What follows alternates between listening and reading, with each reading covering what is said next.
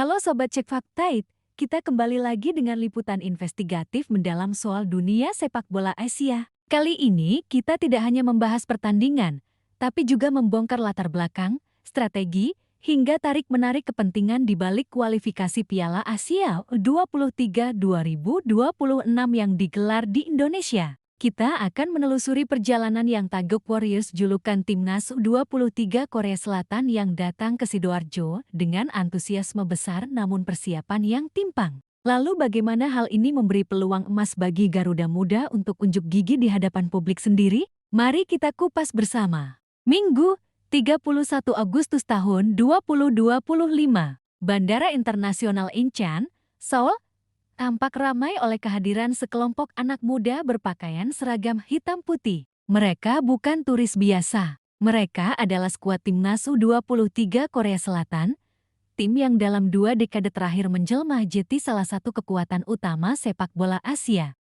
Penerbangan mereka menuju Surabaya, lalu dilanjutkan perjalanan darat ke Sidoarjo, bukanlah sekadar lawatan. Mereka datang membawa beban sejarah.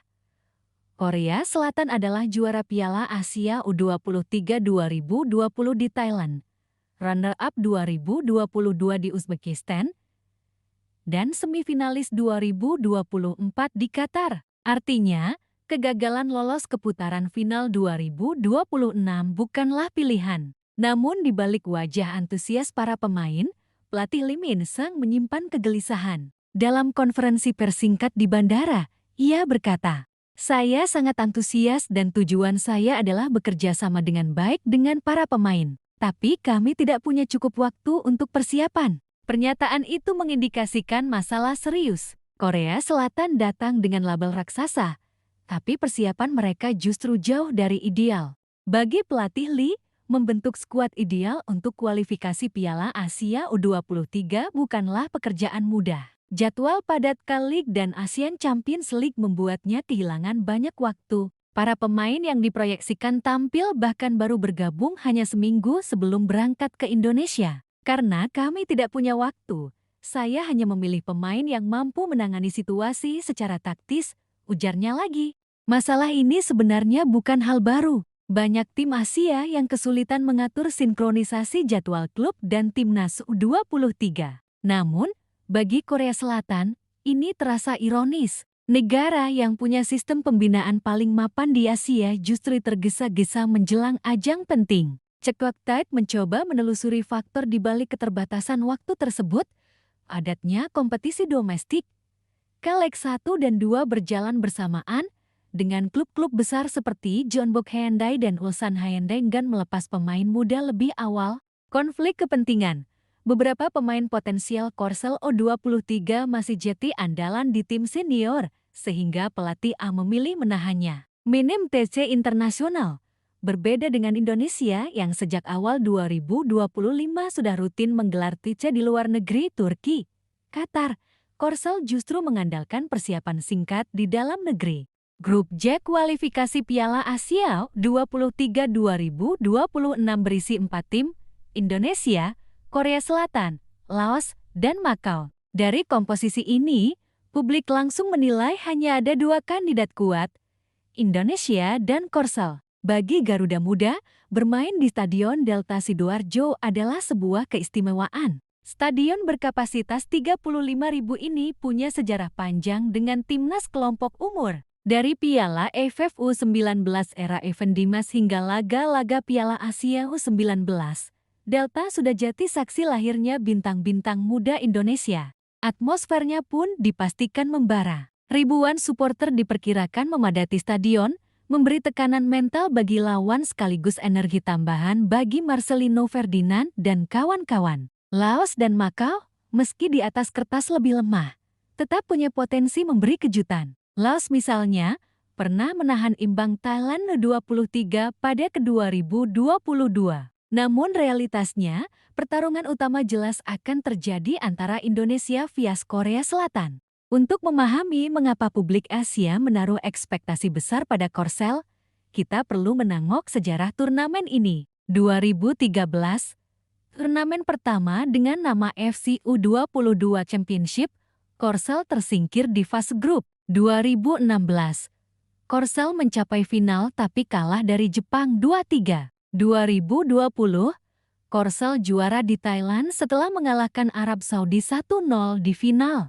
2022, Korsel runner-up dikalahkan Uzbekistan di kandang lawan. 2024, Korsel hanya sampai semifinal, disingkirkan Irak lewat adu penalti. Prestasi ini menunjukkan konsistensi. Hanya sekali sejak 2016 Korsel gagal menembus semifinal. Maka, datang ke Indonesia hanya untuk sekadar lolos grup jelas bukan target mereka. Di sisi lain, Indonesia U23 datang dengan persiapan berbeda. Pelatih Shin Tae yang sudah sejak awal tahun membentuk kerangka tim. Pemain-pemain inti seperti Marcelino Ferdinand, Rafael Struijk, Pratama Arhan, hingga Justin Hubner jika dilepas klub sudah diproyeksikan jauh-jauh hari.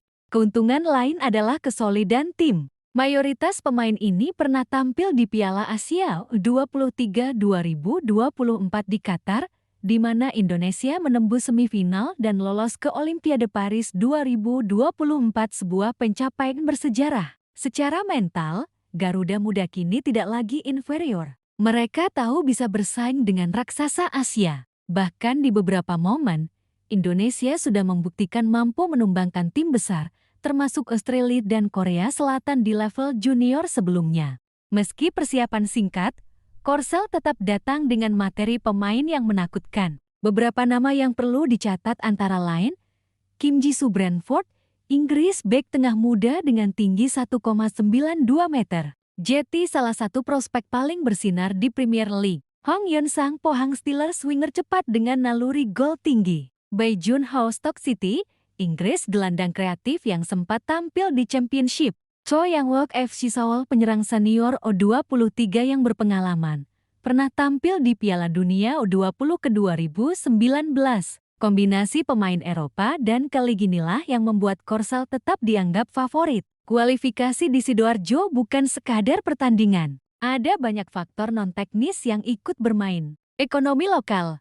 Hotel-hotel di Surabaya dan Sidoarjo dilaporkan sudah penuh dipesan oleh supporter dan ofisial tim. Pedagang kecil di sekitar stadion juga bersiap meraup rezeki. Diplomasi olahraga.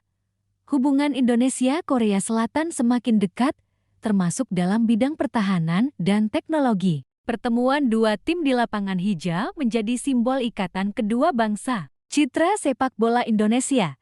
Setelah sukses menyelenggarakan Piala Dunia U17 2023, Indonesia kembali menguji kapasitasnya sebagai tuan rumah turnamen besar Asia. Dengan hanya 11 juara grup tambah 4 runner-up terbaik yang lolos ke putaran final, persaingan akan sengit. Korsel masih jadi favorit utama, meski persiapan minim. Tradisi dan kualitas pemain mereka sulit diabaikan. Indonesia punya peluang besar sebagai tuan rumah. Dukungan publik bisa jadi faktor ke-10 yang membuat Garuda Muda terbang tinggi. Laos dan Mako kemungkinan hanya jadi pengganggu, tapi tetap bisa menentukan nasib lewat kejutan. Pertandingan kunci jelas Indonesia vs Korea Selatan. Jika Garuda Muda menang atau minimal menahan imbang, jalan ke putaran final terbuka lebar.